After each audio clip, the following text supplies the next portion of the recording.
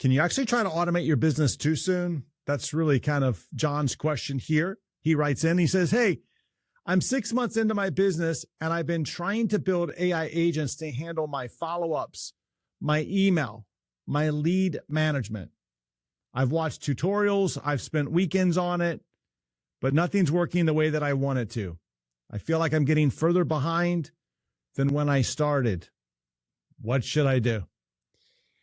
Well, welcome to Fix My Business, the show that helps you build a business that you love. I'm your host, Scott Todd. I've built multiple seven-figure businesses after leaving my corporate my Fortune 300 job where I was a VP. I left that, built multiple seven-figure businesses, and let's just do the same thing for you. So here's the deal.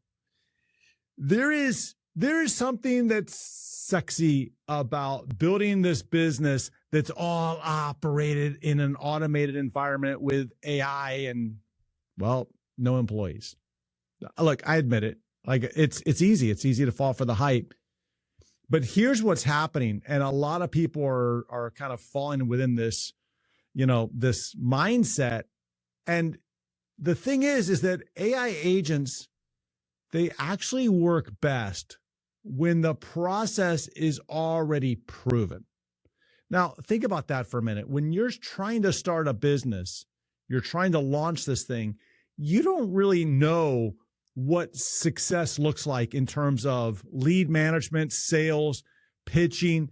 You have to work that stuff out. And to just take this and say, here, AI agent, figure it out, that literally is like saying to an employee, here, I'm going to hire you, and I don't know how you're going to do it, but just figure it out.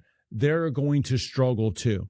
So in the beginning days, it's important that you understand that really you have to work through a process that is first automatable. And what we're trying to do here is a lot of people are trying to skip that step. They're trying to skip right to the automation. And look, in some businesses that might make sense. In some technology-driven businesses, it might make sense. In what most of my audience follows, where it's more of an investment business or kind of a service business, it really doesn't make sense. Now, there's certain things that we can add automation to later on, but that's really the biggest struggle here is that we've skipped the step of the human. And what that does is it actually builds in this hidden tax. You see, AI agents do require onboarding. They do require maintenance. They do require troubleshooting. And the early days of a business, well, guess who that falls back to? You. It falls back to you. How do I know? Well, because even today, where I operate multiple businesses, when I've messed around with AI agents, guess what? When it broke, it fell back to me. Back a couple of episodes ago, I talked about, I think it was episode 65. I think this is 68. I think 3 episodes ago, I talk about the Easter weekend story where Anthropic made a change on Good Friday, and I spent Easter weekend trying to keep my AI agents operating. Okay, so what happens is while you're trying to launch the business, at the same time, what you're trying to do is you're trying to struggle to keep up with all of the AI building and the automation building and, kind of the maintenance of it. And that's a big load to bear. And the math doesn't really work in your favor there. Now, if you think about how you could add a VA or you could add a person to your team within, let's say, 48 hours, and then you could spend some time training them on, hey, here's a way that we can do this and we can leverage people, which I'm a big believer in leveraging people. If you're trying to start a business on your own, well, that is also a hard road because frankly, you're not going to be good at everything. There's going to be people that can bring talents to the team that you can't bring, but you can bring someone on within 48 hours. You can get them working within a very short period of time. And the argument might say, well, you can do the same thing with AI. Maybe, but that also means that now you're shouldering all of that weight yet again before you have early traction.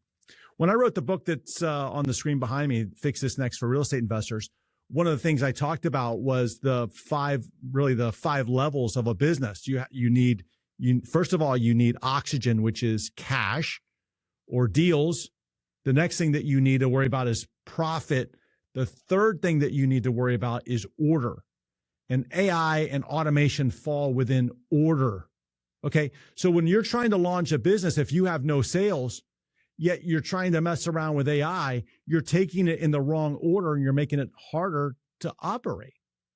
You're making it harder and you're not giving yourself a break there. So that's really the hardest part about this whole thing is, one, we have to shift the mindset that really says that in the beginning of a business, the shortcut should be a human. And AI and automation comes later once we know that the processes work. And I want to pause and make sure that we capture that for a minute, that we want to make sure that the processes work. I see too many people that there's a lot of hype out there that just says, oh, just build all of this stuff with AI. Yes. And what they're telling you is build it once you know that it works, but they're not saying that. The other thing that I see out there is the hypers that are saying like, this AI skill just eliminated the need for these types of people. Well, maybe, or maybe not. See, maybe the world has to transform around them, but I would much rather leverage AI to help my team become more productive than to try to build an organization that's missing the core piece of it, which is the humans. The human piece is the biggest piece of this whole thing, okay? So I think that that's really the mindset shift that we have to kind of think about. And we can't just listen to the AI hypers that are out there that, I mean, the number of AI employees that they continue to have just, I don't know, is exponentially growing. Okay. Okay. Maybe, but like I got AI agents that are doing work for me. I've built multiple workflows, multi-agent workflows. I've done it. Someone in the comments the other day said he probably hasn't done it. I've done it. I've been doing it for years. Trust me, I've been doing it for years. So my recommendation to you, John, is one, to stop building the AI. Stop trying to build the automation and go to a human. Let's leverage the human first and let's fix one task. Let's find that one task that is really your weakness. It's the thing that you cannot stand doing. And instead of trying to mess around with AI agents or automation to kind of go do that thing, let's put it on a human. Let's get them good, really good for 90 days. And then we can just see how we can integrate AI and automation back into that workflow. It will make the whole process a lot easier, but also at the same time, give your business the traction that it needs, which, by the way, if you're new business, you probably need to focus more on the lower pyramid, the lower rung there, which is deal flow and cash and sales. That's probably where your business needs you the most and needs the most attention today. So that's my advice and recommendation to you. I appreciate the question. And if you have a business question, I want you to head over to scotttodd.net/ask. I read every submission, and let's see if we can get you on the right track. And I will see you in the next episode.